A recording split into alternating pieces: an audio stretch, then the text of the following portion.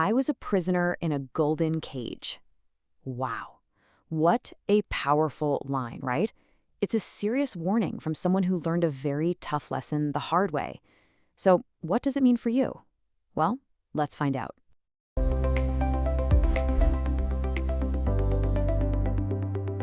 Today, we are diving into some incredibly direct, hard-won advice from a successful 60-year-old. And it's all about one of the biggest, if not the biggest, financial decisions you'll ever make, buying a home. And just a heads up, this isn't just about spreadsheets and numbers. It's about the kind of life you actually want to live. So here's our roadmap for today. We're going to start with that cautionary tale of the golden cage. Then we'll peel back the layers on the true cost of debt, discover the incredible power of doing things a different way, and finally lay out a step-by-step plan so you can build a future on your own terms. Okay, so back to that quote, that really chilling quote. It comes from a personal confession, a story about a single financial decision that cost our mentor way more than just money. It cost him his freedom. Picture this, 30 years ago, he was just starting his career, and he felt this immense pressure from his friends, his family. You know how it is. Everyone was buying a house. So what did he do? He jumped right in, taking out a 15 lakh rupee loan. Now, here's the problem. His annual salary was only 3 lakh rupees. Just let that sink in for a second. The loan was 5 times his entire yearly income. This wasn't a smart step up. It was a millstone tied around his neck. A decision on that scale, right out of the gate, well, it's just a recipe for incredible stress. And here are the real-world consequences. For more than a decade, for 12 years, nearly half of his salary just vanished. Poof! It went straight to interest payments. He wasn't building any wealth. He was just treading water, servicing debt. This meant no emergency fund, no money to invest in himself, and a constant nagging feeling of financial anxiety. He was completely trapped. Okay, so that was 30 years ago. But what does that exact same debt trap look like for a young person starting out today? Let's take apart a modern home loan to see what the true cost really is. Let's look at a pretty typical 25 lakh rupee loan these days. The monthly payment, the EMI, is around 20,000 rupees. But that's not the number you really need to focus on. Look at the total interest paid. Over 20 years, you'd hand the bank nearly 18 lakh rupees extra. That's money that does absolutely nothing to build your own wealth. It is simply the price you pay for borrowing. And here's what that actually does to your monthly budget. Let's say you have a 50,000 rupees salary. That loan instantly eats up 40% of your take-home pay. Gone. Once you pay for food and bills, you're left with this tiny, tiny sliver for savings. There's no buffer, no cushion, one unexpected car repair, one medical bill, and the whole thing could fall apart. But what if there was another way? Let's explore the disciplined alternative that our mentor is talking about. A path that actually builds your wealth instead of someone else's. It all starts with this simple but incredibly powerful idea, the 50-30-20 rule. 50% of your income for your needs, like rent and food. 30% for your wants, entertainment and fun stuff.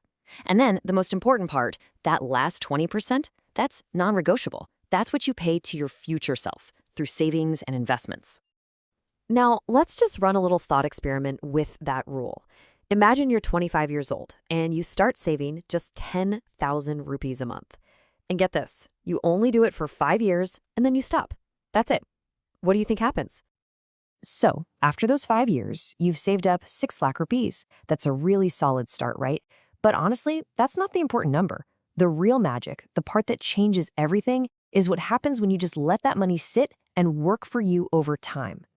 Because if you just let that money grow, and let's assume a pretty modest 8% return each year, by the time you're 55, your initial 6 lakhs will have compounded and grown into over 38 lakh rupees. That, my friends, is the power of starting early. Time is your greatest asset, your superpower. So you see, the point here is that these aren't just two different financial strategies. They are two completely different life paths, two totally different futures. Let's put them side by side and see just how stark the contrast really is. First, just look at the financials. Path 1 means you pay over 18 lakhs in interest. That money is gone forever. Path 2 means you're earning returns on your investments. One path creates financial fragility, where debt is your biggest line item. The other builds financial resilience, where your own assets are actually working for you. And of course, this directly impacts your lifestyle. I mean, how could it not? The loan path often means 2 decades of stress, of constantly worrying about making that monthly payment. The savings path, it means maybe a decade of being patient, followed by a lifetime of peace. It's the difference between a life of restrictions and a life full of opportunities. But here's the hidden cost, the one most people completely miss: opportunity. When you are chained to a massive loan, you can't afford to take a course to learn a new skill. You can't take a career risk or jump to a better job in another city. Debt traps you professionally, while savings give you the freedom to actually grow and accelerate your income. Okay, the theory is great, but how do you actually do this? How do you make it happen? Let's break it down into a practical 10-year roadmap to freedom that you can literally start working on today. Here's the 3-stage plan. For your first 5 years, say from age 23 to 28, you focus on just 2 things: build an emergency fund and invest heavily in skills to boost your income. Then, as your salary grows, you ramp up your savings. The result? By your early 30s, you are negotiating from a position of incredible power. You can buy a home with cash or with a very small, totally manageable loan. So, after this whole 30-year journey from being a prisoner to finding freedom, what is the final piece of wisdom? Well, it all boils down to a few core truths that can really guide you for a lifetime. He boils it all down to 4 simple truths. First, make yourself rich before you worry about making the bank rich. Second, savings equals freedom. Debt equals prison. It's that simple. Third, time is money. Saving early is exponentially more powerful than saving more later. And finally, greed leads to suffering. Don't buy a bigger house or a flashier car just to keep up with someone else. He has a specific, targeted message for young people, especially those in Tamil Nadu, who are feeling that intense social pressure to own a home right now.